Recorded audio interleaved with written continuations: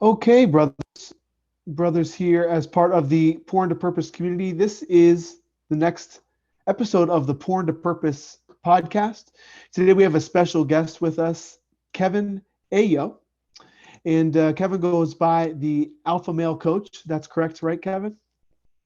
Yeah. I mean, it's the podcast. That's the website. You got it. It's the Alpha Okay, Male Code. gotcha. Gotcha, brother. Well, People don't Kevin, call me that on the street, of course. Just Kevin is fine. right on, brother. Well, it's good to have you here today, Kevin. I'd love to go ahead and begin by um, reading your bio, and then we'll go ahead and jump into some conversation here today. Sound good? Perfect. Excellent. Kevin Matthew Aillaud spent over a decade in the fitness industry, training individuals on how to achieve peak physical fitness. Recognizing a gap between the mindset and capability of athletes, he turned to neuroscience, psychology, philosophy, social dynamics, and cellular biology to find a new way to coach his athletes. The results were more than he expected. Having come from a childhood of abuse, abandonment, and neglect, and an early adulthood of trauma where shame and guilt ran his life, his research did more to shift his own mindset into that of an influential and irresistible man of confidence than he ever could have imagined. As his own personal growth and development skyrocketed, he passed on his knowledge to his clients who have found uncanny success with women in dating, business and wealth, health, and fitness. Kevin created the Alpha Male Coach brand, and his purpose is to define the term alpha male and through the process of causal coaching to cause men to show men the path to limitless success in cognitive evolution. He is a public and keynote speaker, one-on-one causal coach, and author. Kevin, welcome. Great to have you with us here today, brother. I appreciate it. Thanks for reading that. Thanks for reading that bio, my friend. Yeah, I always like to do that, and I always think it's interesting to hear our bios read back to us, isn't it? Yeah, it's actually happening more and more because, like, doing interviews now, I hear that bio read back to me. It's very fascinating to go back and, I mean, that was written a couple of years ago when I was doing the research, and now that I've had so much more experience, it's really fascinating to hear that. It's wild. It's amazing. I love it. Yeah, brother. Beautiful, beautiful journey. Well, welcome, brother. It's so great to have you here today. So I wanted to just give you an opportunity, Kevin, to just kind of begin by making an introduction to the group. Let us know who you are, where you're coming from, and share us a little bit about your journey and what's been inspiring you as of late, brother. Yeah, no, I appreciate it, Matt, and I do appreciate being on your podcast as well. It's an honor to share this time with you. You know, journey is difficult to really it's really difficult to pinpoint the beginning because uh, so much happens during a lifetime that we really don't know where it begins, where it ends. I mean, we're always just kind of pulling out little segments, little events here and there. It's wild. I mean, I don't know if you've heard the story of the farmer and the villagers. I have not. Oh, okay. So I'll make this quick because it's kind of a longer story, but there's a there's a farmer one day decides to let his horse go just randomly out of the blue. He wakes up, lets his horse go. Villagers come and say, "What are you doing? You're crazy. What bad fortune. You won't have your horse to bring in the crops." And the farmer says, "Maybe, maybe not." Next day, the horse that he lets go comes back and brings 3 wild stallions with it. And as it comes back, the villagers run up and say, "Whoa, what good fortune you had. Now, not only do you have your horse back, but now you have these 3 other horses that are going to bring you good fortune in your crops." And the farmer says, "Maybe, maybe not." Next day, farmer's son goes out to tame one of the wild stallions, gets thrown off, his legs get broken. The villagers come back once again. What bad fortune. And the story goes on and on like this: good fortune, bad fortune, good fortune, bad Yeah. fortune.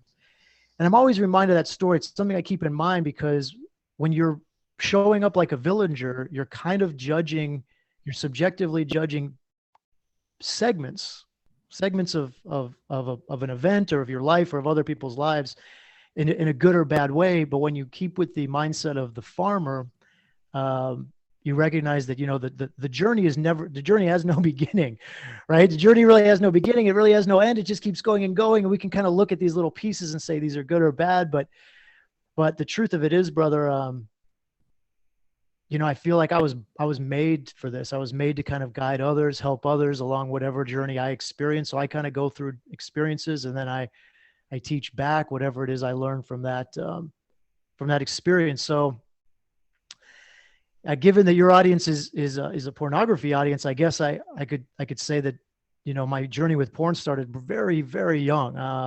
I was exposed to pornography before I was 10 years old. And it really was a part of my life for several decades. And why was always kind of seeking that to be better, right? To be more worthy, more worthy, more validated, more, it would create a story. It's all about the stories in the mind. It's all about the stories in the mind that kind of go, am I here or am I there? Right? Am I here or am I there? What world am I living through? And the escape from the now, the escape from the present is always what kind of took me back to that. I used pornography synonymously with drugs for a long time. And then, I can't even remember when it stopped. I'd say maybe 5-6 years ago, because I'm 42 now. So it was my mid 30s. That's when those particular buffers stopped. Those particular escapes stopped for me. And then others began, and it's been kind of like I buffered with sleeping, with exercise, buffered with social media for a while. But yeah, decades I was involved with pornography, brother. Yeah. I appreciate you sharing that, brother. And just to touch on your farmer and the stallion, I think is how you call it, story. I've heard that story before, but I never heard it kind of framed up like that. And to me, when I hear that, really, it speaks to this idea, like it's all perspective, right? Yes. It's like, no matter what happens, we can always learn to like look up or look down. There's always a silver lining. There's always an opportunity to ask what's here for me in this moment, and learn to like. So often we travel down the road of life, and we have our adversities, we have our difficulties, we experience life, and sometimes it's challenging, and sometimes it really requires the hindsight to kind of recognize what was the gift in that moment for us, Yeah. And I think learning to really view life, to go through life through these eyes of saying, what's here for me right now? I know there's a gift for me in this moment. I think that's such a powerful way to live. So I appreciate you starting with that story. It definitely resonates with me, man. And I also appreciate you sharing your pornography abstinence journey, and what that's looked like for you, brother. May I ask you, since we kind of dug in on the porn conversation right now, what do you think are some of the keys to long-term abstinence, to long-term success in this work? For me, I find that porn is one of those things that really requires daily maintenance. I have to constantly work to, keep my mind out of the gutter, so to speak, and continue to be mindful of not falling back into certain vices. Yeah, brother, that's falling back into certain vices. You know what it is? I do notice what you're saying with the daily, right? I do notice you're saying it's kind of a daily thing, because there's still the unconscious, at least for me, at least in my mind, I'm completely speaking anecdotally here. At least for me, in my mind, there's the sort of conditioned idea that, for example, when I see women, when I walk around and I look at women, my first reaction, almost unconsciously, and it is unconscious, but almost immediately, is to get a full visual picture, right? Like I size them up, I look at the whole thing.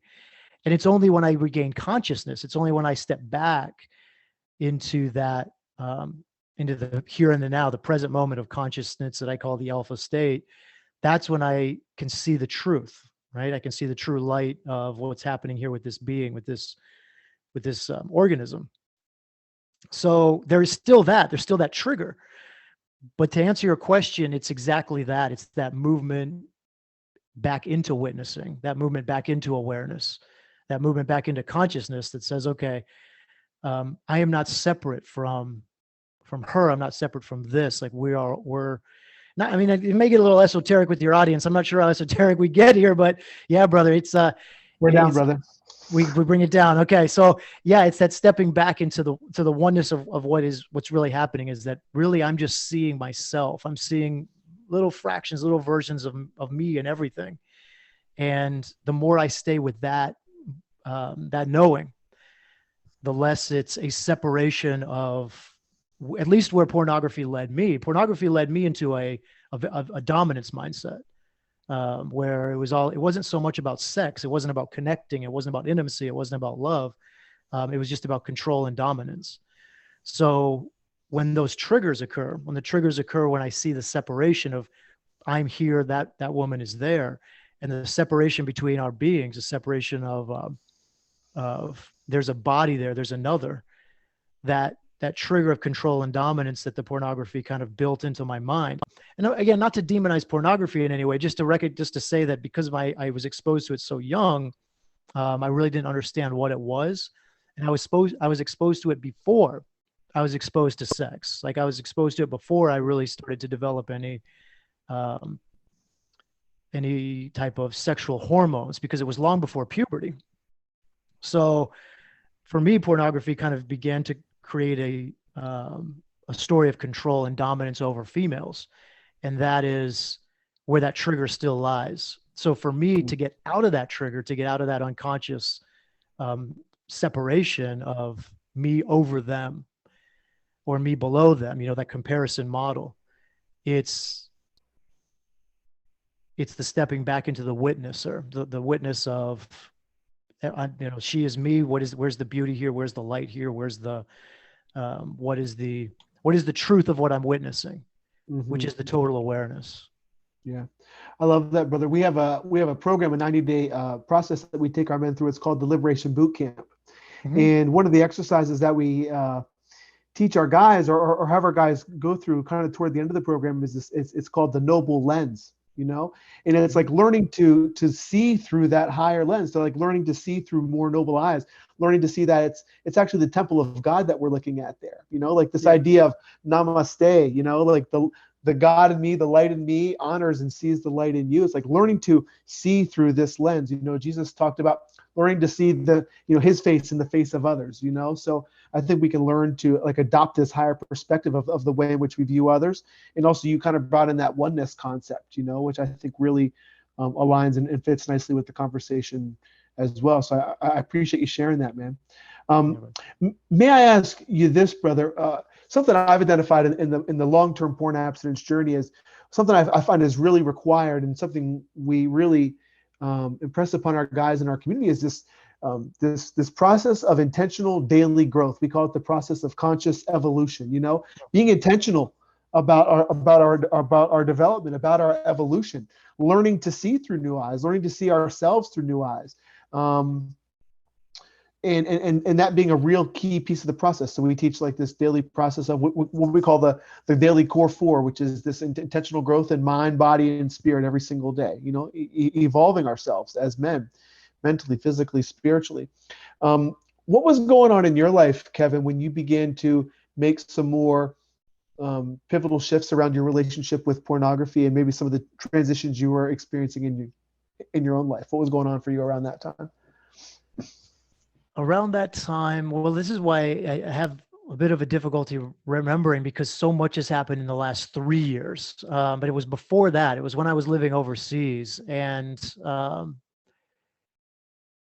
for me, both the drugs and the pornography kind of came to a close. I want to say to a completion at the same time. It was almost like there was this aha moment. And that aha moment was the difference between, I kind of mentioned it a moment ago, but I can go deeper into it, is the difference between where you are and where your mind is. And in that moment, I began to recognize, and I even set it up this way, which is part of the course that I teach on buffering, where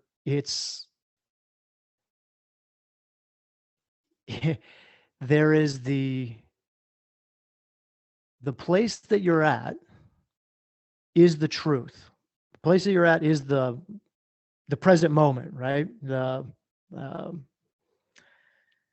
kingdom of the now, if we call it that. Like we're here and we're now.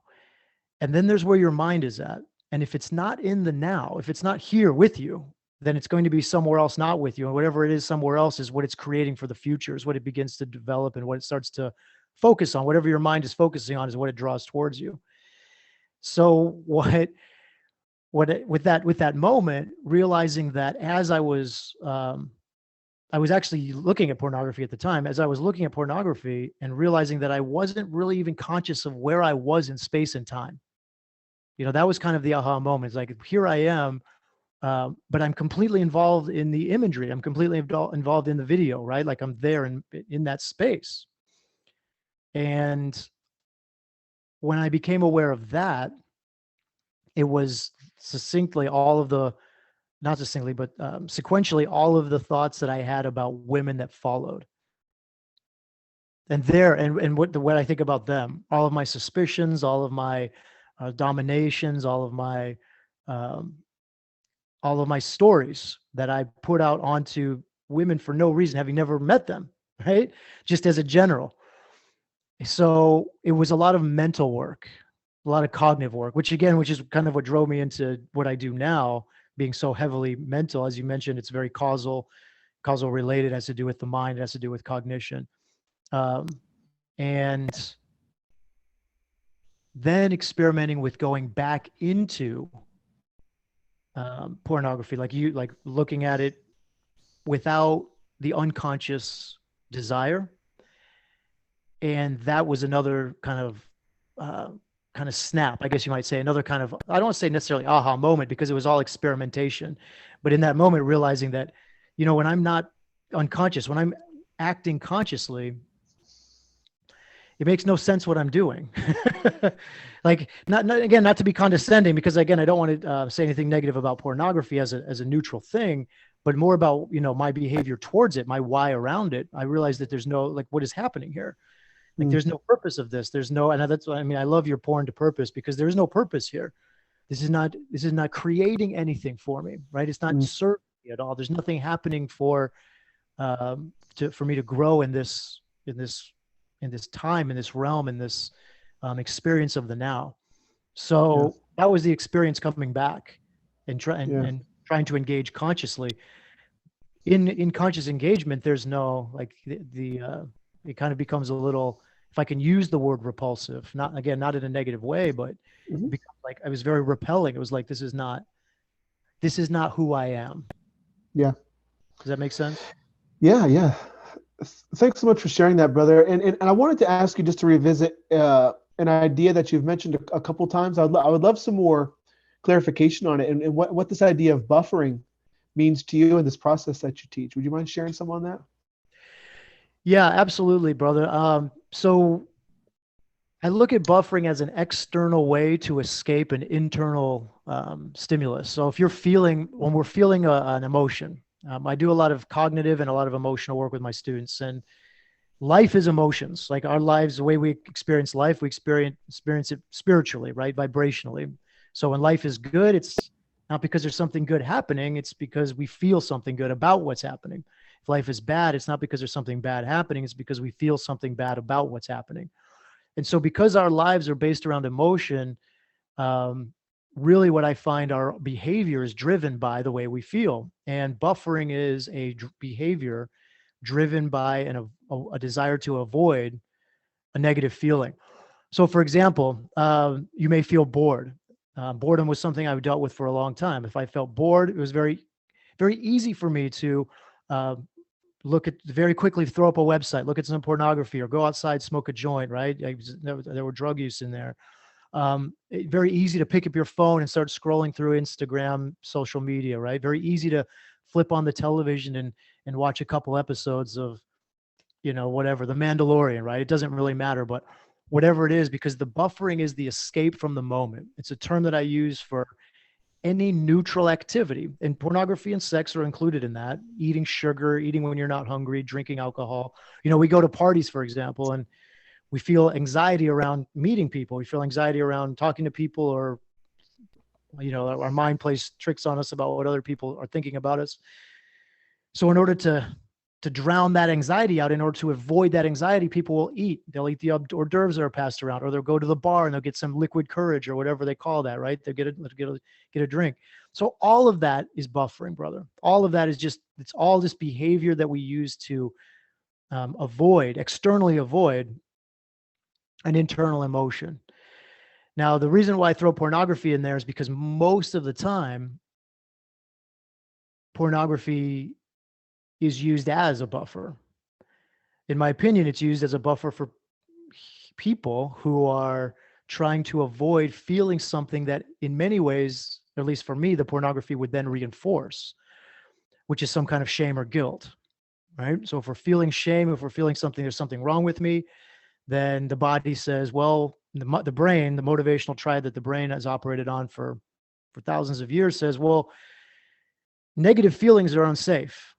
Negative feelings, we want to avoid pain. We want to feel pleasure. So in order to avoid this pain that we're creating through shame, we're going to instead drown it out with dopamine by eliciting the chemical from our brain that's comes from watching porn or watching TV or scrolling social media, checking out how many people like us, external validation, and so on. So there's the escape, right? It's the escape into some kind of behavior. And then that behavior then reinforces based on the thought that we have about the behavior. It's like if we drink because we're feeling anxiety, then the next morning we feel anxiety because the anxiety never really goes away. But then on top of the anxiety, we're feeling shame about whatever we did or didn't do because we can't remember because of all the things we drank the night before, right? It's kind of like that wild cycle. So buffering is just another word for escaping the truth. And the truth is in the now. And the truth comes in the now in two ways, either through external circumstances, right, whatever the events are, or internal vibrations, which whatever the feelings are that we're feeling at the time. If we're avoiding either of those, if we're avoiding the circumstance or if we're avoiding the feeling, then when we do that externally by shutting off or going unconscious, that's what I call buffering, my friend. Yeah, brother, beautiful. Yeah, our approach and process is very similar. We're a mindfulness-based community, and really such a big piece of our process is cultivating this awareness around what needs am I actually attempting to meet by going to porn. I'm either attempting to deal with an emotion or I'm attempting to deal with life. We found if we're able to identify the needs we're attempting to meet, very often it's not a sexual need that we're trying to meet sometimes, but very often, as you mentioned, it's fear, it's anxiety, it's loneliness, it's disconnection, it's boredom that we're attempting to satisfy. If we can identify the needs we're attempting to meet, then we can also identify ways to meet those needs in a healthier way and learn to lift ourselves up versus continually tearing ourselves down, Yeah, brother. Yeah, that's the move. That's the move, right? Because it is. Life is it's an emotional journey. And if we're afraid to feel what it is we feel, then we will turn to things that like these things that make us feel a synthetic pleasure. Yeah, for sure. You also mentioned an interesting term, which I'd love you to maybe just riff on a little bit if you could. You mentioned the alpha state. And now, whenever I first kind of came across your coaching brand, the alpha male coach, I assumed it meant coaching men on how to be alpha males, and maybe that's a piece of it because that's a thing today, like this alpha male energy, this alpha male idea. So I thought maybe that was something there, but I also know there's also like alpha brain waves, but you also use this term alpha state in a way that I hadn't really heard used before. So maybe would you mind maybe speaking to what that means to you and what your application and work with this idea is? Yeah, no, I appreciate the question actually, brother, or the request, because I'm writing a book on it this year, and it is kind of the core of what I teach because it's a redefinition. It's a redefinition of the alpha. The old definition and the debunked definition, I should say, is that there is some kind of pack mentality among human beings that leads us into a alpha ship or leadership through an alpha state, and then a beta followership or a beta state that comes from, following the alpha.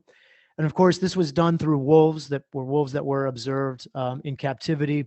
Later on, the scientist who sort of titled the alpha wolf, he later went back and said his research was based on wolves in captivity. And when he went and observed them in the wild, they behaved completely differently. They behaved without any alpha. There's no alpha in their pack. And human beings, being a completely different animal, even than the canine species, I don't believe that we have we certainly have a mentality to do what is most comfortable. Our brains work through that motivational triad I mentioned. So because our brains work through that motivational triad of doing what's most comfortable, many, many, many humans will avoid confrontation through going along. And that's why we get all kinds of things like, we get people pleasing, we get peer pressure, we get external validation, all of these things that kind of show up in our in our species because of our desire to be accepted, our desire to be a part of the tribe, right? We don't want to be rejected from the tribe. Tribe is safety. Without the tribe, we risk, the hostile world of the elements alone. So there's all of that, but there's no real alpha. There's no real inherent born characteristic that says this person is the one that we're going to follow. People have said, well, it's assertiveness, it's aggressiveness, it's domination. It's some people even said it has to do with physical characteristics like height or posture. But what I'm doing with the Alpha Male Coach brand is redefining that term alpha to mean something completely different, where we are all alpha and we are all beta. Every human being has within them this polarity of alpha beta. And the beta condition is living through a conditioned state of unconsciousness that is not who we are, but who we've been trained to be through our lifetime of building up an identity, building up a persona, building up a story in our mind about who we've been told we have to be or need to be or should be. And a lot of it can be aware. A lot of it we can be aware of. Most of it we are very unaware of. Most of it is very insidious in terms of like even our conditioning around the education system. Our education system, we go to school Monday through Friday from 8 to 3. And that is a conditioned aspect of our society so that we can train humans to go to the workforce from Monday through Friday from 9 to 5. It's kind of like, it's just a pattern that we condition ourselves through. So that's the beta condition of living a life that is not ours, but living a life of others that have trained us to be a certain way to serve some kind of system. The alpha state is the pure individual. It's the pure uniqueness of the individual that comes through the light that's within and lives only in the moment through consciousness. So everybody has their alpha. Their alpha is who they're meant to be. That's what one of the things I teach is living the life you're meant to live. Because when you separate from that beta condition, when you step away from the beta condition of what other people have kind of told you you should be or told you have to be, then you can begin to step into who you are within. And that who you are within can only be expressed in the now. It can only be expressed in the moment. And that's where, coming back to pornography, is where it's not the beta condition that drives us into pornography. It is watching pornography that puts us in the beta condition. Does that make sense? Yes. Which came first, the chicken or the egg? Yeah, the chicken or the egg, because we may be triggered by something, and maybe the trigger is boredom. Maybe I'm sitting at my computer and I'm trying to write a book, but I don't know what I want to write. So I start to get bored. I start to sit and I think. So the trigger may be boredom. We may have this boredom that's, I want to escape from this boredom. I want something to do. I'll just really quickly, go off into the bathroom and pull up my phone or pull up something on the computer here. But you can stay present. You can stay in the moment and recognize, oh, boredom is okay. I can feel boredom. I can allow boredom to be with me, and I can still accomplish what I choose to do, whether that's write my book or go for a walk or do whatever. I can still do that. And that presence is the alpha state. That presence is you above the you that thinks it's the you. Mm-hmm. If that makes sense. Yeah, brother. Love that. Love it, brother.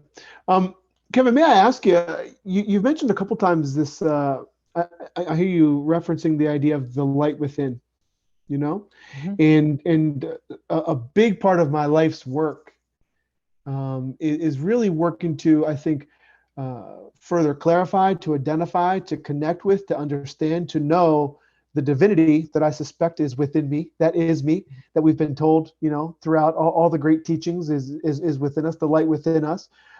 What is your work, or what is your work around connecting with, or knowing, or expressing our divinity?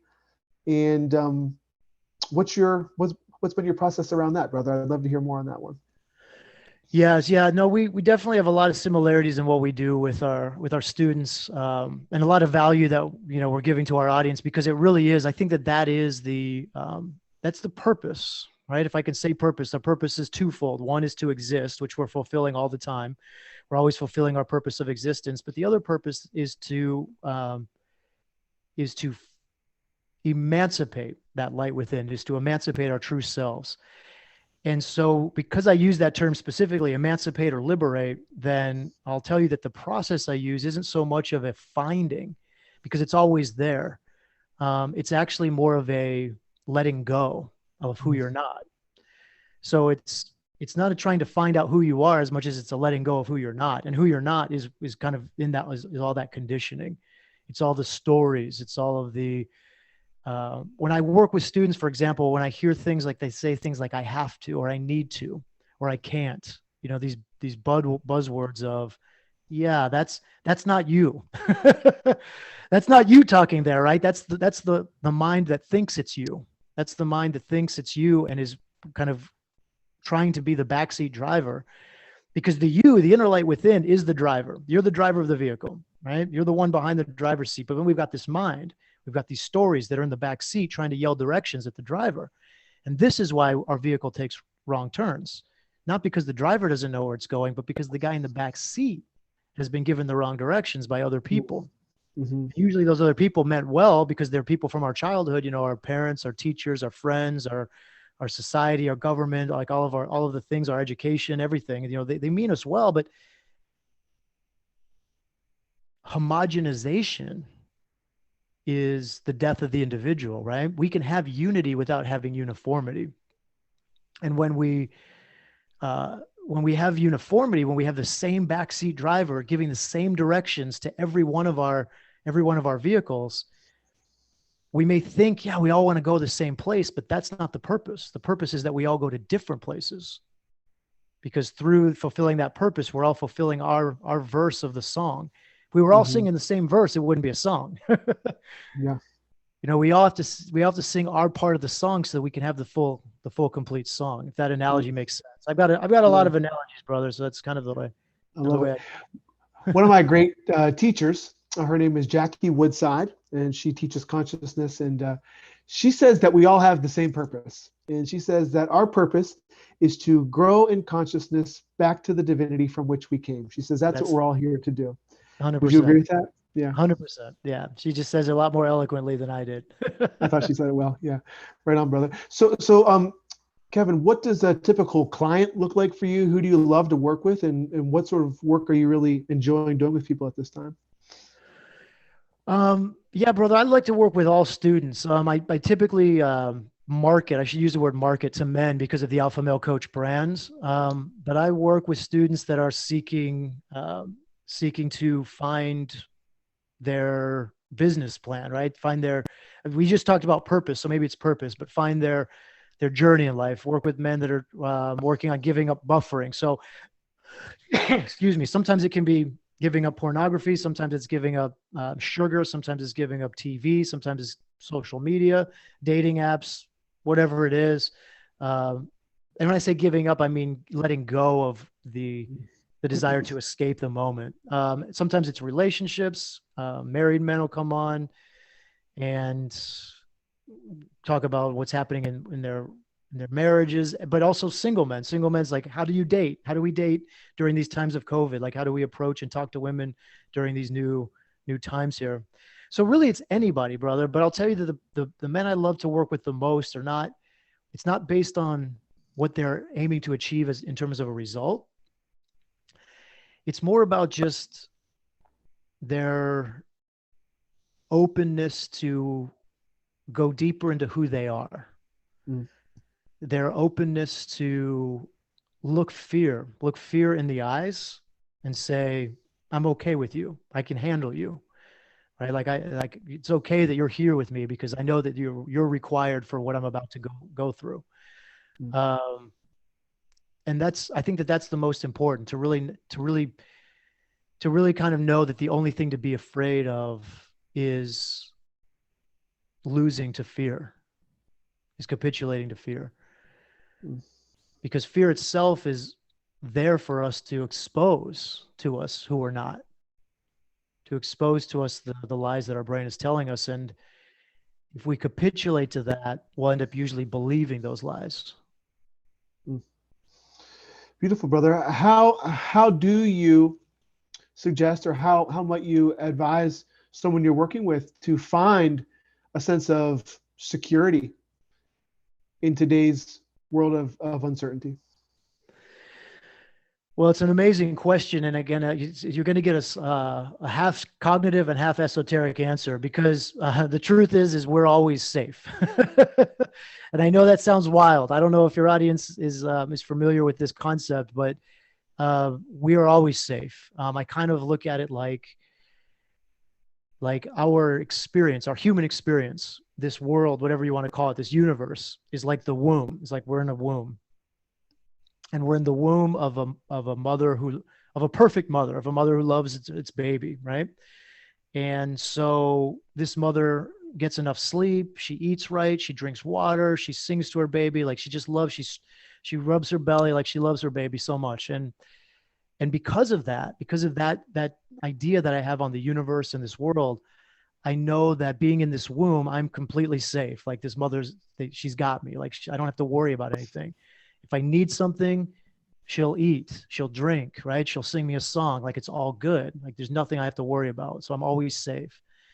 Because I think where we get afraid when we talk about fear and uncertainty, it comes from the illusion of separation. It comes from the illusion that we're not one, that I'm here and I'm separate from my partner who's there, or my friend, or I'm separate from other people, and that creates that loneliness and that disconnection and that uncertainty of the world. Like, how am I going to make it? Mm. How am I going to survive? How am I going to live the next 20, 30, 40, 50 years? And that illusion creates that fear, because it's really not I. There's no I. It's all of us together living this, dreaming this, enjoying this, kind of learning and supporting each other from this, and loving through this. So that's the esoteric side, is that, if we take this view that we are in the womb of a loving, supportive, nurturing, and very teaching, a universe that teaches us, that gives us lessons to learn from, then there's nothing external. There's nothing I need, because I have it. It's all here, right? It's all here, right in the universe. Beautiful, brother. Beautiful. Kevin, I'd love to ask you, just to bring the porn conversation home, maybe to our community here, and to those who maybe are working through this in their own journey. What might you offer to someone who does find themselves in the midst of compulsive relationship with porn or porn addiction, and they're looking to begin to create some shifts around this in their own life? What might you offer to someone that's beginning to create a transition here? Yeah, brother. So what I've noticed works the best for most people. And again, it's difficult to just speak to everybody, because like I say, Yeah. we don't have that. Everybody's different. Everybody's going to find their own path. But I would offer a combination of knowledge and planning. So essentially, you educate yourself on what's really going on. You educate yourself on what is cognition, what are thoughts, what is my mind, what is this story, what are my urges, what are my compulsions, what are my impulsions, like what is this that's driving me, what are my hormones, what are my feelings, what are my vibrations, what's going on in my body, what are the cells. And that's what I spend a lot of with my new students with, is just getting them condensing the understanding of what it means to be a human in form, what it means to have a human experience. Because we are essentially run by this organ in our brain that is telling us to be safe, be safe, be safe, be safe, be safe. And so when you can start to recognize that that's not who you are, that is an organ. That's like your heart pumping your blood into your body. Your brain is just pumping messages into your body. That's all it's doing, right? And it's just pumping these messages that are not you. You're no more your brain than you are the blood in your body, right? It's the vehicle. It's like it's a part of who you are, but it's not who you are. It's the vehicle you have to operate with. So the first is education, right? To get the knowledge. What are the cells? What happens when I feel the urge? What is this urge? Where does desire come from? And what will happen if I don't reward the urge? To go in there knowing that there will be deprivation, that there will be withdrawal, that you will be putting yourself through a cellular downregulation so that you can come back to a state of homeostasis where you won't have these urges. The Pavlov's dogs experiments is a good one to talk about, because if you understand the concept of classical conditioning, then you can do the same thing to uncondition yourself, or I would say recondition yourself in another way. Where the Pavlov's dogs experiment was, the bell and the food. They'd ring the bell and the dogs would start to salivate because they ring the bell, feed them, ring the bell, feed them, ring the bell, feed them. Then they start ringing the bell and not feeding them, but the dogs would salivate. So they were expecting the food. So to know that there's a trigger that's happening in your mind that's telling you a story that's triggering you into this behavior. And when you stop rewarding that trigger, that desire with the behavior, then you start to disassociate the trigger with the reward, with the behavior itself. So you just recondition. So that's one, right? The knowledge. The other is the blueprint. And having the blueprint going into, okay, so what will happen during an expected event? What will happen during an unexpected event? How can I count or track my allowed urges, keep track of it. So I begin to reward myself in a different way. So every time I don't reward or allow 10 urges, right? Say I've got 10 urges, but instead of rewarding the urge, I put a glass bead into a jar, right? And after I get to 10 or 100, I take myself out to dinner or something. I give myself another reward, some kind of plan. Plans around,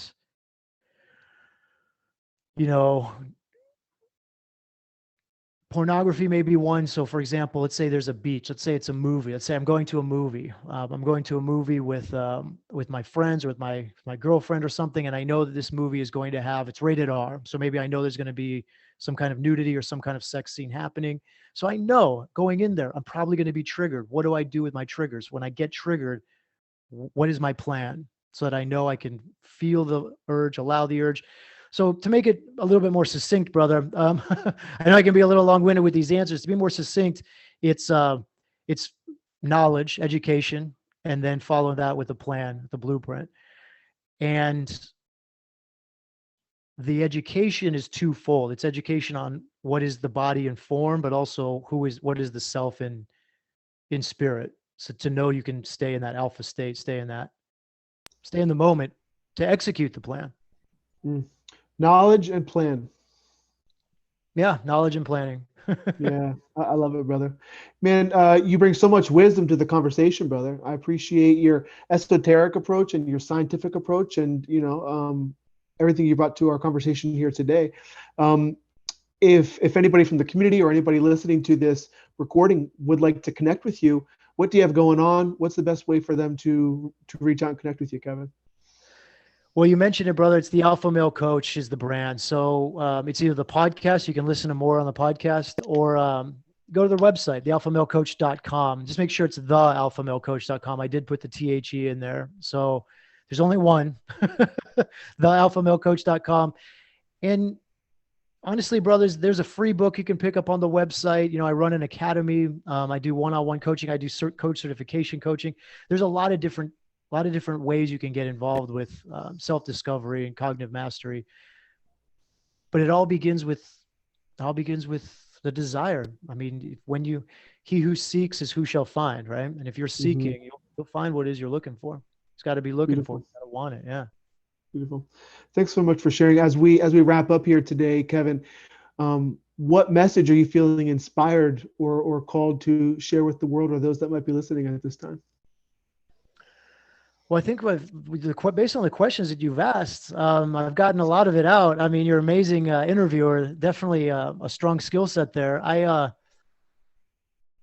there's so many messages, but I guess the one that would be most beneficial for your audience, this audience here, when it comes to sort of letting go of a buffer, letting go of something that you're using to escape from yourself. That's really what it is. You're escaping from yourself.